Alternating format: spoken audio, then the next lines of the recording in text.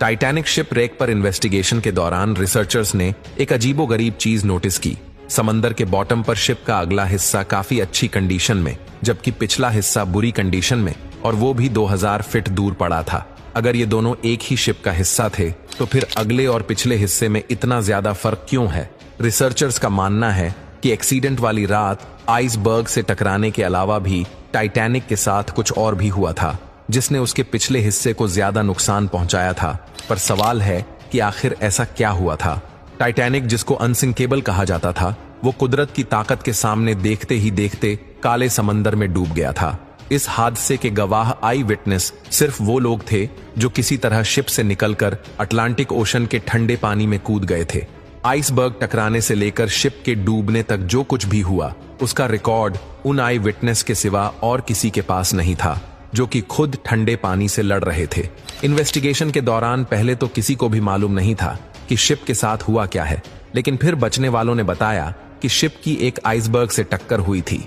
इस बयानों को मौके पर मौजूद आइसबर्ग को देखकर कंफर्म भी किया गया, जिस पर टाइटैनिक का रेड पैंट अभी तक लगा हुआ था। हादसे के बाद आई विटनेस और एविडेंस को देखते हुए इन्वेस्टिगेशन रिपोर्ट में बताया गया कि टाइटैनिक के राइट साइड पे आइसबर्ग ने 300 फुट बड़ा सुराख छोड़ दिया था। पर दूसरी तरफ आई विटनेस का कहना था कि शिप को डूबने में करीब 2.5 घंटे लगे थे।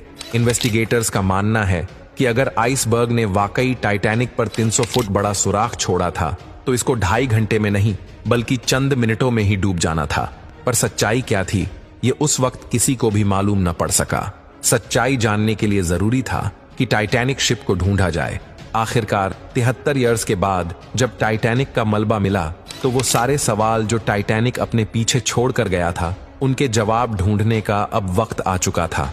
अटलांटिक ओशन की 4000 मीटर की गहराई में पिछले कई सालों से टाइटैनिक का मलबा काले अंधेरे में मौजूद था। कई एक्सपीडिशन अरेंज किए गए जिन्होंने शिपरेक की कई सारी फोटोज कैप्चर की।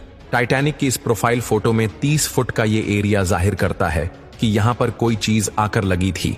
इसका एरिया सिर्फ 11 स्क्वायर फीट बनता है और कैलकुलेशंस के हिसाब से देखा जाए तो इसमें से 370 गैलन पानी हर सेकंड में टाइटैनिक के अंदर जमा हो सकता था।